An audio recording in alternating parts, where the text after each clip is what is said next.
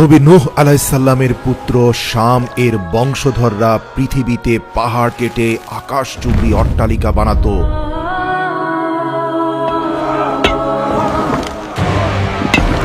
নিজেদের শক্তি, প্রযুক্তি আর সক্ষমতার অহংকারে অন্ধ এ জাতির সর্দারের বক্তব্য তুলে ধরে পবিত্র কোরআনে মহান আল্লাহ তাআলা বলেন, ওয়াকালু মান আশাদ্দু মিন্না কুওয়া, আমাদের চেয়ে শক্তিশালী আর কে আছে?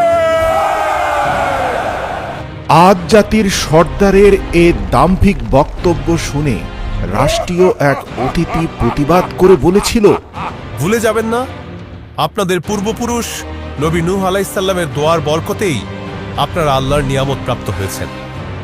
আজ উঁচু উঁচু দালান কোঠা বানাচ্ছেন আর আল্লাহর তরফ থেকে শারীরিক সক্ষমতা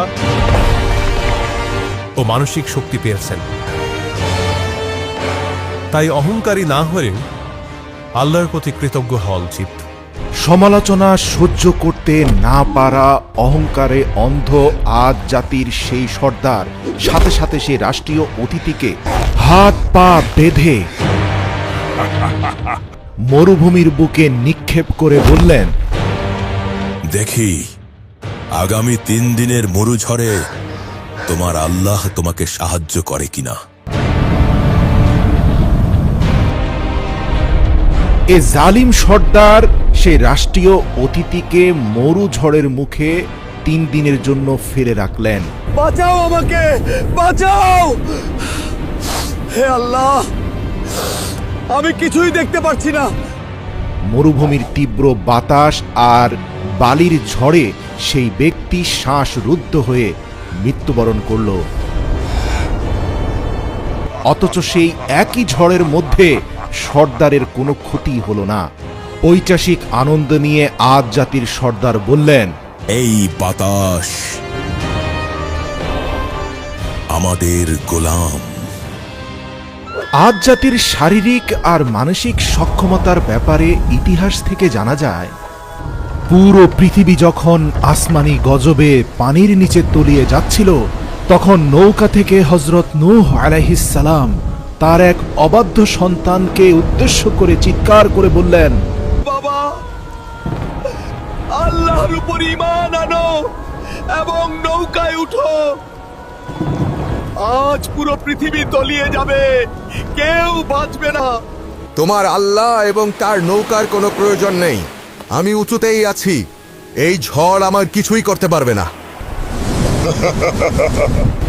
নবী পুত্র হয়েও আল্লাহর নাফরমানি আর অকৃতজ্ঞতার দরুন এক সামুদ্রিক জলোচ্ছ্বাস পিতার সামনে পুত্রকে পানির নিচে তলিয়ে নিয়ে গেল। চোখের সামনে সন্তানের এই করুণ পরিণতি দেখে চিৎকার করে উঠলেন হযরত নূহ আলাইহিস সালাম। এরপর হযরত নূহ তার বেঁচে থাকা 2 সন্তানের ব্যাপারে নৌকার মধ্যেই সেজদায় লুটিয়ে পড়ে আল্লাহর সাহায্য প্রার্থনা করেন এবং তাদের ভবিষ্যৎ বংশধরদের শক্তি আর সামর্থ্যের দোয়া করেন। আল্লাহ হযরত নূহ আলাইহিস সালামের দোয়া কবুল করে নৌকায় আশ্রয় পাওয়া হযরত নূহ এর ছোট পুত্র শাম এর বংশধরদেরকে অত্যন্ত শক্তিশালী করে পৃথিবীতে প্রতিষ্ঠিত করেন। বর্তমান ইয়েমেন ও ওমানের মধ্যবর্তী আহকাফ এলাকায় বসবাসরত এ প্রবল শক্তিশালী জাতি আদ ভুলেই গিয়েছিল যে তাদের শারীরিক মানসিক সক্ষমতার উৎস আল্লাহর দয়া ও রহমত, যা নবী নূহ আলাইহিস সালামের দোয়ার বরকতে এসেছে। তাদের উপাসনা করা মিথ্যা মূর্তির দয়ায় নয়। মহান আল্লাহ পবিত্র কোরআনে এই শহরের পরিচয় তুলে ধরে বলেন, ইরামা যাতুল ইমাদ, অর্থাৎ আকাশচুম্বী ইমারতের শহর। যেন তাদের তৈরি স্তম্ভগুলো আকাশের সঙ্গে কথা বলছে। আল্লাহর দয়ায় তাদের শারীরিক গড়ন ছিল পাহাড়ের মতো মজবুত এবং বিশাল। দূর থেকে দেখলে মনে হতে যেন তাদের কাঁধ আকাশের মেঘ ছুঁয়ে ফেলত। আল্লাহর পাওয়া এই সকল নিয়ামত তাদের অকৃতজ্ঞ আর অহংকারী করে ফেলেছিল। তারা বলতো, এই মাটির উত্তরাধিকারী একমাত্র আমরাই, আর আমরা চিরকাল এখানেই থাকব। মরুভূমিতে তাদের বসতি অনেক দূর পর্যন্ত ছড়ানো ছিল। তাদের ঘোড়ার খুরের আওয়াজে মাটি থরথর করে কাঁপত। রাতে তাদের প্রদীপের আলো বহুদূর পর্যন্ত ছড়িয়ে পড়ত। আমরাই মহান, আমরাই সেরা, জমিনের বুকে উঁচু হয়ে দাঁড়া। আমরাই মহান, আমরাই সেরা, জমিনের বুকে উঁচু হয়ে দাঁড়া। আমরাই সেরা। দেখে মনে হতো তাদের শহরটা যেন পৃথিবীর বুকে বসানো এক রাজমুকুট। তারা শো অফ করতে পছন্দ করত, যেমনটা বর্তমান জমানায় আমরাও করে থাকি। যেমন তারা নিজেদের সভা সমাবেশে দম্ভ আর অহংকার ভরে একটা কথাই বলতো, আমাদের মতো মানুষ আর কখনো জন্ম নেবে না। দেখো আমাদের আকাশ চুম্বী ইমারত, দেখো আমাদের ছোট বাচ্চারাও ভারী পাথর তুলে ফেলছে। তাদের বয়োজ্যেষ্ঠরা গর্ব করে বলতো, বড় হয়ে আমাদের এই শিশুরা পাহাড়কেও হার মানাবে। আদ জাতির মানুষের একটা অদ্ভুত বিশ্বাস ছিল, তারা মনে করত বাতাস তাদের হুকুমের গোলাম। তাদের যুবকরা উপত্যকার মাঝখানে দাঁড়িয়ে দুই হাত ছড়িয়ে দিয়ে দম্ভ করে বলতো, দেখো, যে মরু ঝড়ে সবার নিঃশ্বাস বন্ধ হয়ে যায়, সে মরু ঝড়ে আমাদের কিছুই হয় না। কিন্তু তারা জানতো না যে বাতাসকে তারা বন্ধু ভাবছে, সেই বাতাস আল্লাহর হুকুমেই তাদের অনুগত হয়েছে। কেননা হযরত নূহ এর সন্তান শাম আল্লাহর দরবারে দোয়া করে বলেছিলেন, হে প্রভু, মরুভূমিতে আমার এই সন্তানদেরকে রক্ষা করতে বাতাসকে তাদের অনুগত করে দিন, নয়তো মরুঝড়ে তারা কখনো টিকে থাকতে পারবে না। আল্লাহ সেই শাম আলাইহিস সালামের দোয়ার বরকতেই বাতাসকে তাদের অনুগত করে দিয়েছিলেন। অথচ সেই বাতাসের অহংকারেই মরুঝড়ের মধ্যে ফেলেই তারা অসংখ্য দুর্বল মানুষকে হত্যা করেছে, নিজেদের দম্ভ আর অহংকারে অন্ধ হয়ে গিয়েছে। হযরত নূহ আলাইহিস সালামের নৌকায় আশ্রয় পাওয়া অন্যান্য মানুষদের জাতি আদ জাতির মতো এত বিশাল লম্বা ছিল না। তাদের শরীর ছিল সাধারণ মানুষের তুলনায় কয়েক গুণ বিশাল। নদীর তীরে বা পাহাড়ের গায়ে তাদের সেই পায়ের ছাপ আজও চোখে পড়ে, যা দেখে মানুষ বিস্ময়ে হতবাক হয়ে যায়। তাদের ঘরের দরজাগুলো এতটাই উঁচু ছিল যে ঘোড়ার পিঠে বসে একজন আরোহী অনায়াসেই ভেতরে ঢুকে পড়তে পারত। তারা পাথরের তৈরি বড় বড় পাত্র ব্যবহার করত। এক একটা পাত্র এত বড় ছিল যে তাতে পুরো বংশের রান্না একসাথে হয়ে যেত। সময় গড়িয়ে চলল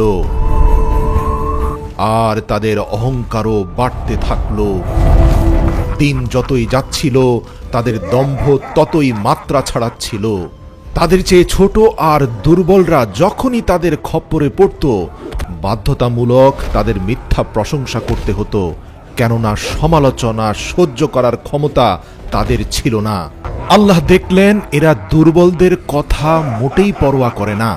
অবশেষে তিনি তাদের মধ্য থেকে তাদের জাতিরই এক শক্তিশালী মানুষকে তার নবী হিসাবে নির্বাচিত করলেন, যার নাম হযরত হুদ আলাইহিস সালাম। নিজ জাতির বলিষ্ঠ এ ছেলেটি যখন যুবক বয়সে উপনীত হল, তখন তাদের বয়োজ্যেষ্ঠরা ধরেই নিলেন হুদ এক শক্তিশালী বীর হতে চলেছে, যে আমাদের পক্ষ হয়ে আরো বীরত্ব ছড়াবে, অন্যান্য রাজ্য দখলে সাহায্য করবে। কিন্তু সবাইকে অবাক করে দিয়ে হুদ আলাইহিস সালাম যুবক হয়ে ঘোষণা করলেন, হে আমার জাতি, তোমরা কেবল এক আল্লাহর ইবাদত করো, তিনি ছাড়া তোমাদের আর কোনো মাবুদ নেই। শক্তিশালী হুদের কথা শুনে বয়োজ্যেষ্ঠদের মাথায় বজ্রপাত হলো।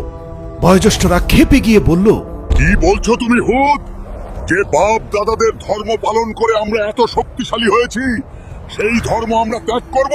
হযরত হুদ সাথে সাথে প্রতিবাদী হয়ে বললেন, তোমাদের এই মূর্তির কারণে তোমরা আল্লাহর সাহায্য প্রাপ্ত হওনি, বরং আমাদের পূর্বপুরুষ নবী নূহ আলাইহিস সালামের দোয়ার বরকতেই দয়াময় আল্লাহর তরফ থেকে তোমরা এই সকল দুনিয়াবি সাহায্য পেয়ে যাচ্ছ। আর আমি তার তরফ থেকে প্রেরিত হয়েছি তোমাদের সতর্ক করতে। হুদের বক্তব্য শুনে সেই হিংস্র সর্দার দাঁড়িয়ে বললেন, হুদ, তুমি কি জানো না আমাদের সক্ষমতার সাথে তাচ্ছিল্য করার কারণে এক বিদেশি রাষ্ট্রদূতের সাথে কি আচরণ হয়েছিল? সেও তোমার মতো এক আল্লাহকে শ্রেষ্ঠ বলেছিল, কিন্তু শেষ পর্যন্ত তাকে মৃত্যুবরণ করতে হয়েছে। হজরত হুদ আলাইসাল্লাম বললেন, হ্যাঁ, সেই ব্যক্তি জান্নাতের বাগানে রয়েছে। আল্লাহ তাকে মুক্তি দিয়েছেন আর তোমাকে বিপদগ্রস্ত করেছেন, কারণ তুমি হুদের মুখোমুখি হয়েছ। চেষ্টা করে দেখতে পারো, তুমি হুদকে পরাজিত করতে পারবে না। ক্ষিপ্ত সেই সর্দার হুদের উপরে ঝাঁপিয়ে পড়লেন, অথচ হজরত হুদ আলাইহিসসালাম লোকজন বুঝে ওঠার আগেই আদ জাতির সর্বশ্রেষ্ঠ বীর তাদের সর্দারকে কুপকাত করে ফেললেন। মূলত আল্লাহ তাআলা নবী হুদ আলাইহিসসালামকে আদ জাতির অহংকার এবং দম্ভ চূর্ণ করতে তাদের মধ্য থেকেই সবচেয়ে শক্তিশালী করে পাঠিয়েছিলেন, যাতে তিনি স্পষ্ট করে সবাইকে বুঝিয়ে দিতে পারেন এই শারীরিক সক্ষমতার মালিক এক এবং অদ্বিতীয় আল্লাহ।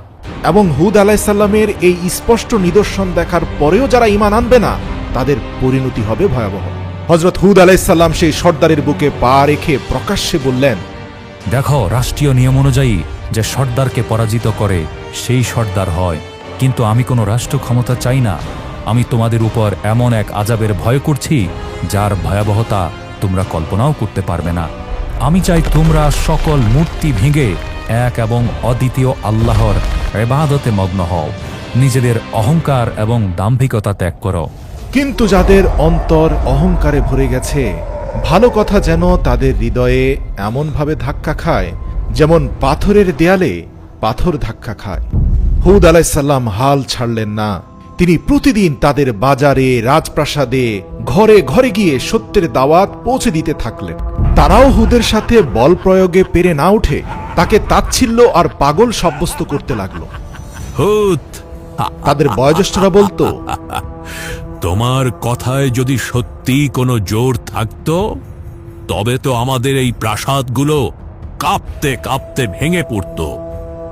কখনো কখনো বাচ্চারা হুদের গলার স্বর নকল করে তাকে ব্যঙ্গ করত। আবার অনেকেই রাস্তায় হযরত হুদ আলাইসাল্লামকে আসতে দেখলে অন্য রাস্তায় চলে যেত।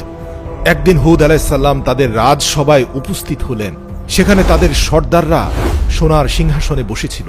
হুদ আলাইসাল্লাম তাদের বললেন, তোমরা স্পষ্ট বুঝতে পারছো আমি আল্লাহর তরফ থেকে তোমাদের জন্য সত্য বাণী নিয়ে উপস্থিত হয়েছি, আর তোমরা আল্লাহর স্পষ্ট নিদর্শন আমার মাঝে দেখতে পেয়েছ। এ পর্যন্ত কেউ আমাকে মুষ্টিযুদ্ধে পরাজিত করতে পারোনি। তোমরা কি বিশ্বাস করো আমি তোমাদের মাঝে সবচেয়ে শক্তিশালী? সর্দাররা সকলেই মাথা নেড়ে বলল, হ্যাঁ হুদ, আমরা বিশ্বাস করি আমাদের মূর্তির দয়ায় তুমি আমাদের মাঝে সবচেয়ে শক্তিশালী।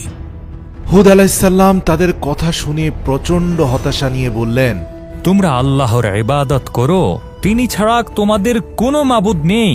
তোমরা তো কেবল মিথ্যা উদ্ভাবন করছো। হুদ আলাইসাল্লাম তাদেরকে আরো বললেন, যদি বিশ্বাস করে থাকো আমি তোমাদের মাঝে সবচেয়ে শক্তিশালী, তবে আমি সেই শক্তির কসম করে বলছি, আমাদের সকলের শক্তির উৎস একমাত্র মহান আল্লাহ তাআলা। যদি তোমরা আমার বাণী শুনে জমিনের বুকে দম্ভ, অহংকার এবং জুলুম পরিত্যাগ না করো, তবে তিনি তোমাদের ধ্বংস করতে এক বিধ্বংসী বায়ু ঝড় প্রেরণ করবেন। আদ জাতির সর্দার এবং বুজুর্গরা অট্ট হাসি দিয়ে নবী হুদকে বলল, হুদ, যে বাতাস আমাদের অনুগত, আমাদের হাতের ইশারায় উঠবস করে, সে বাতাস দিয়ে তুমি আমাদের ধ্বংস করার ভয় দেখাচ্ছ। যদি সে আযাব আসেও আমরা আমাদের শক্তি দিয়ে তার রুখে দেব। তাদের এই কথা শুনে মহান আল্লাহ রব্বুল আলামিন তাদের উপত্যকায় এক অদ্ভুত দৃশ্য দেখালেন। রাতের আকাশে এক গভীর ও ভুতুড়ে গুঞ্জন শোনা যেতে লাগলো। শব্দটা মেঘের গর্জনের মতো ছিল না, আবার বিদ্যুতের চমকের মতো নয়।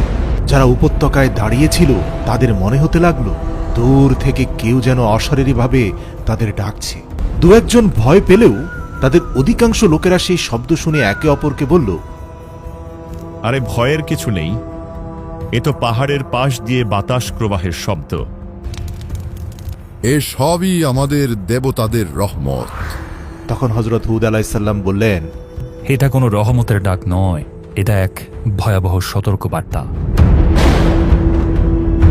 দ্বিতীয় রাতে মাটি হালকা কেঁপে উঠল, কিন্তু সেই কম্পন দেখে অট্টহাসি দিয়ে আদ জাতি বলে উঠল, দেখো, মাটিও আমাদের শক্তি দেখে ভয় পায়। কিন্তু তারা জানত না এটাই ছিল মাটির শেষ প্রতিবাদ। অবশেষে আল্লাহর চূড়ান্ত ফায়সালা চলে এলো। সবার আগে তাদের গ্রাস করল এক ভয়াবহ খরা। পূর্ণাঙ্গ রূপে তাদের ধ্বংস করে দেওয়ার আগে শেষ সুযোগ হিসাবে তাদের জাতির উপর আল্লাহ তাআলা টানা ৩ বছর আকাশ থেকে কোনো বৃষ্টি বর্ষণ করেননি। নদী নালা সব শুকিয়ে গেল, কুয়াগুলো একদম পানি শূন্য হয়ে গেল, মাটি ফেটে পাথরের মতো শক্ত হয়ে গেল। মানুষ হাহাকার নিয়ে আকাশের দিকে তাকিয়ে থাকত, কবে বৃষ্টি আসবে, কিন্তু আকাশ কোনো উত্তর দিচ্ছে না। এ যেন এক ভয়ঙ্কর নীরবতা। একদিন সেই অহংকারী সর্দারকে তৃষ্ণার্ত অবস্থায় দেখে হুদ আলাইহিসসালাম বললেন, মনে আছে মরুভূমির তৃষ্ণার্ত নিষ্পাপ মানুষদের কথা? আরে এ তো সামান্য সমস্যা, আমরা হলাম শক্তিশালী মানুষ। হযরত হুদ আলাইহিসসালাম বুঝতে পারলেন এরা ধ্বংস হওয়ার আগ পর্যন্ত ঈমান আনয়ন করবে না। মহান আল্লাহ তাআলা দ্বিতীয় বছরের মতো তাদের উপর আবারও খরা চাপিয়ে দিলেন। পিপাসায় তাদের জীব শুকিয়ে গেল। রাগে ক্ষোভে তারা খালি কলসি দেয়ালে আছড়ে ভাঙতে লাগলো। পানির অভাবে পশুরা মাটিতে লুটিয়ে পড়তে লাগলো। তারপরেও তারা ঈমান আনলো না। অহংকারী জাতি বলল, কেউ আমাদের মাথা নত করাতে পারবে না।